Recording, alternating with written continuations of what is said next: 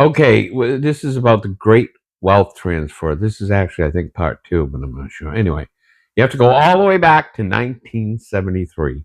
In 1973, Richard Nixon took us off the gold standard. He took our money, which basically meant that prior to that, our money, a portion of it anyway, was backed by gold.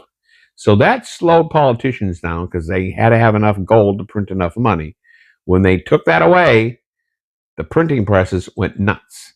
So gold at that point, 1973, was $35 an ounce. 10 years later, 7 years later, it was 800. And what did they have? Enormous inflation. And the inflation, for instance, I bought a house around that time and I paid 14% on the mortgage.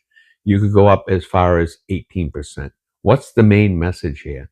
The main message is inflation went so high, your money is being stolen from you because the value of your money in purchasing power is disappearing. Okay, so today, if you take $100,000, say you put $100,000 in the bank in 1985, it still says $100,000 in there. You can go look at it all the time, but it's lost 90% of its purchasing power.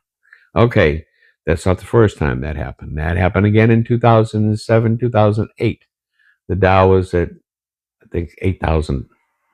So what happened then? Not as monstrous or significant as 1973, but it started again. Now, what happened in 1980?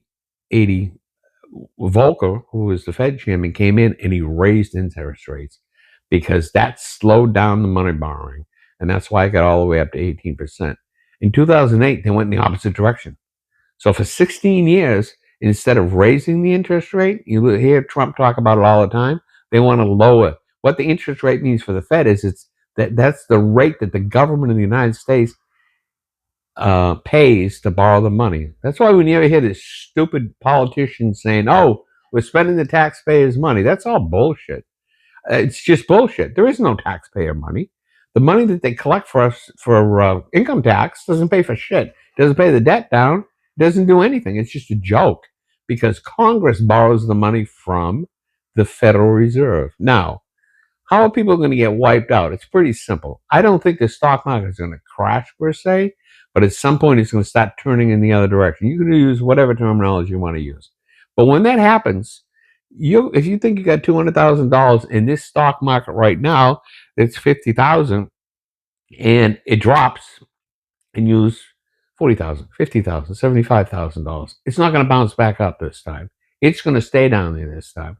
Got to remember, there's another bet going on at the stock market too, because the wealthy, the people at the top who are going to end up with everything, they know that, so they bet and they short the stock market. So your money isn't disappearing, it's going someplace else, but it's going to the people at the top of the pile. And now, depending on your income, you're going to be stuck. So if you think you're making $200,000 a year, inflation attacks your money, taxes go up. I don't care that you're making $200,000. What is $200,000 going to buy you? And you're still going to be strapped if you have a lot of debt in there. And that's exactly what they're counting on. People not paying attention at all, which is about what is about to happen. They're not paying attention. And they're just thinking life is going to go on.